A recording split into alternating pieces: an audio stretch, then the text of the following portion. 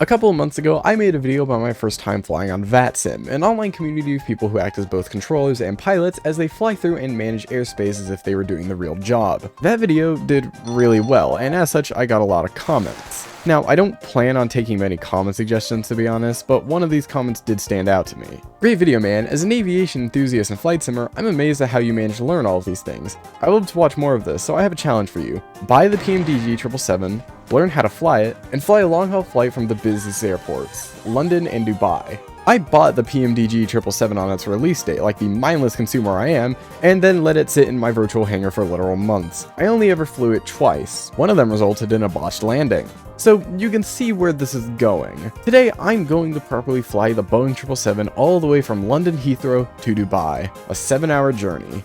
My longest flight yet. Oh shit, here we go again. So where do we start? I've already learned the rules of flight as well as how to navigate in controlled airspace, but I had done a lot of flight sim stuff in between that, so let's do a quick recap about what I was up to. I found a ton of new planes, I learned what VORs are and how they work, I kinda learned whatever the heck this thing is. I improved my flaring, and I somewhat improved my communication skills with ATC.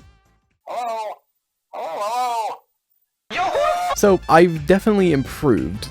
This shouldn't be too hard, right? Well, here's the thing. Boeing and Airbus aircraft are two different types of planes.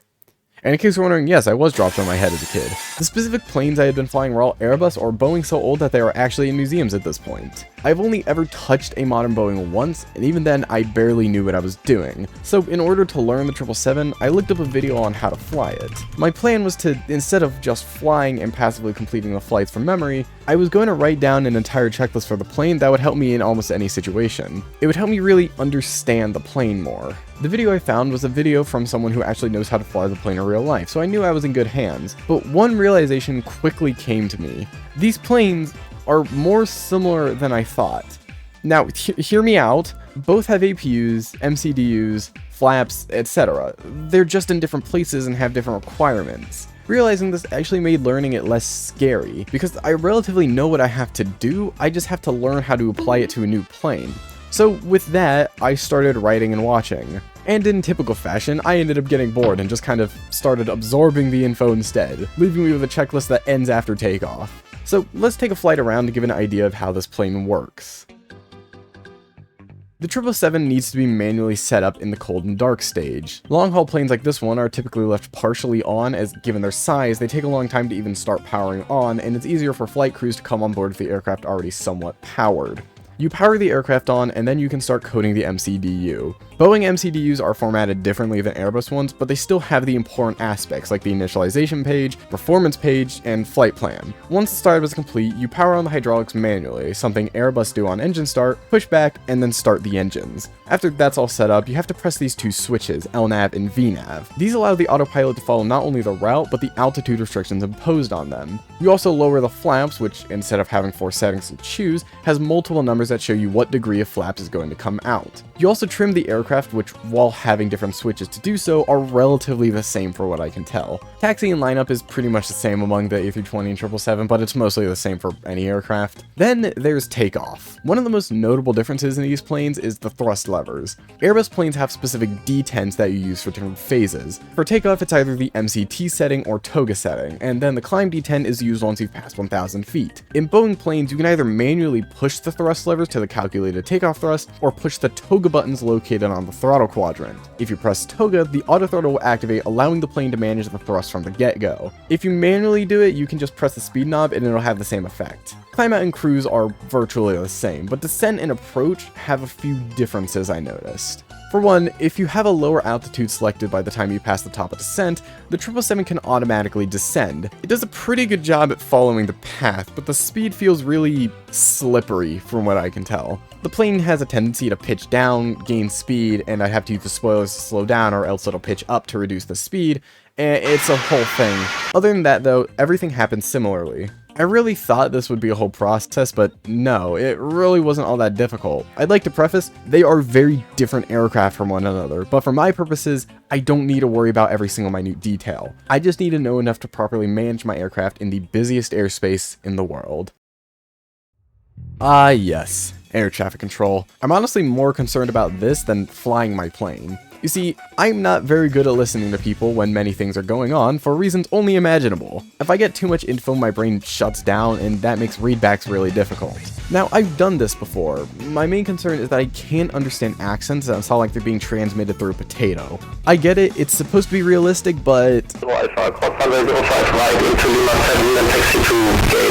there isn't much I can do about this, so I just have to hope for the best. The day of flight. Today, I will be operating Emirates 400 from Heathrow to Dubai. I board a plane already connected to ground power and go through the standard checklist that provide power for the aircraft. I load the fuel and passengers and start setting up the FMC. Once I reach the arrival and departure page, I tune into Heathrow ATIS. Once I have the information India, I jot it down and make my first contact to Heathrow ground, which went well. Good evening, Heathrow Tower, Emirates 400 with you at gate 330, Boeing 777 with ATIS information India. Emirates 400 Heathrow ground, good afternoon, cleared to Dubai, Delta 1 Juliet departure, squawk 7762, QNH 1028. Would you mind repeating the departure I'm cleared for? With 400, the Delta 1 Juliet, the Delta Echo Tango 1 Juliet departure. Cleared for the Delta Echo Tango 1 Juliet departure, I believe. Sorry, I just spelled it out. Yeah, that's fine, and sorry, Emirates 400, just confirm squawk 7762, QNH 1028. Squawk 7762 and QNH is... Sorry, I'm having trouble today. Emirates 400, no worries, QNH 1028. QNH 1028, thank you for your patience. Emirates 400. Emirates 400, read that correct. Well, that was a little rough, but at least they were patient. I do the rest of my FMC setup and calculate the takeoff speeds before I make contact again, ready for pushback and to get taxi instructions.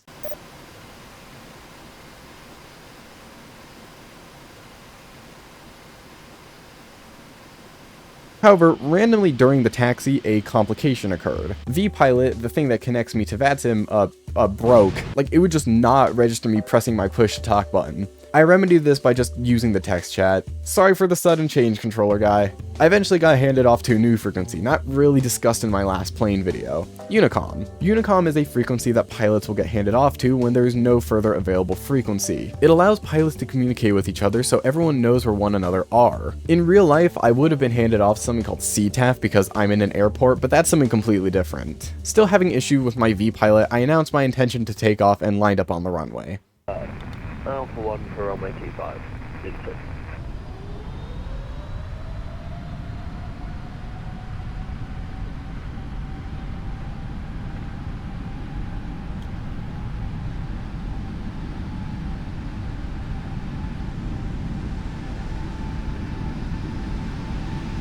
$100 knots.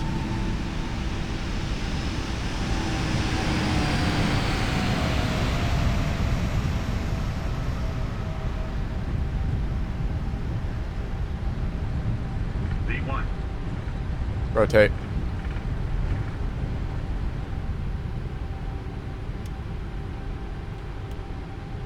Positive rate, gear up. I rotated off the runway and was off for the next 7 hours of my life. I climb up to my cruise altitude and sit back and relax. I then also left and rejoined Vatsim to see if it would fix my mic, and hey, it worked. Not sure what to do now, I started exploring the cockpit a little bit, just choosing to actually see why this plane was $77.73. Eventually, I got into the cabin area to see what's going on, and found a seat by the wing to rest for a while.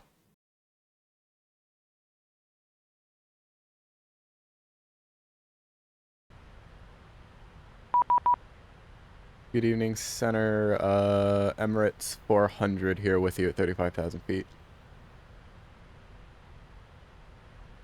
And just like that, VPilot has broken again. After some 15 minutes of troubleshooting, I eventually got it working, only to hear this. Roger, I found your flight and proceed to better. I have no idea what this guy was saying, so stressed, I waited on edge for any communications. I had set up for the next frequency as I knew a control center in Romania was online from Vatsim radar. So when I started inching out of Serbia's range, I just switched frequencies. No announcement or anything, just a dead switch. I don't know why I did this, to be honest. Maybe I was scared of the guy's accent. The other guy wasn't any easier to understand for me anyways. Good evening, Center, Emirates 400 here with you. Emirates 400 KV, dobro večer, Adria 1. After a little while, I luckily catch a call directed at me and am handed back off to Unicom, where I'll stay until I'm near Dubai. Emirates 400 KV, leaving my sector, Unicom 122, take care. Monitor Unicom 122.8, thank you for your service.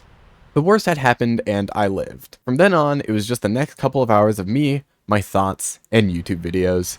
Eventually, I started nearing my destination airport and decided to do an approach briefing. I listened to the ATIS to get my arrival runway, which was going to be runway 30 right, and the weather which looked to be good. Dubai sits near the water, and from my direction, I should be flying downwind on the right of the runway before turning right to line up with it. One thing I would have to prepare for was the speed. I noticed that the arrival says to fly below 250 knots, which is not what I was used to. After that, I put in the lowest altitude I would be at, so the plane would manage its altitude during the descent alone. As I descended, I made use of my speed brakes and set up the radio so I could contact Dubai Tower once I was in range. I eventually reached my right turn towards the runway and started lowering flaps and setting up my brakes for landing. I entered the tower's range and made first contact. Dubai Tower, Emirates 400 here with you on final approach runway 30 right. That's 400, aircraft on the runway, standby, continue approach, wind variable 2 knots, number 1. Continue approach, Emirates 400. Shortly later, I gain landing clearance. Emirates 400 here has the aircraft departed from the runway. Yeah, wind variable 2 knots, 30 right, clear to land. Clear to land, runway 30 right, Emirates 400.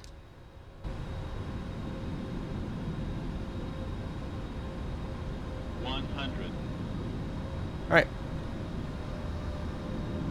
50, 40, 30, Idle. 20, 10.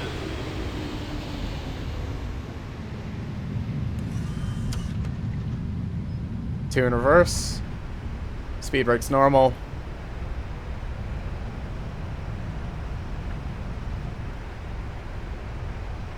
$100 knots.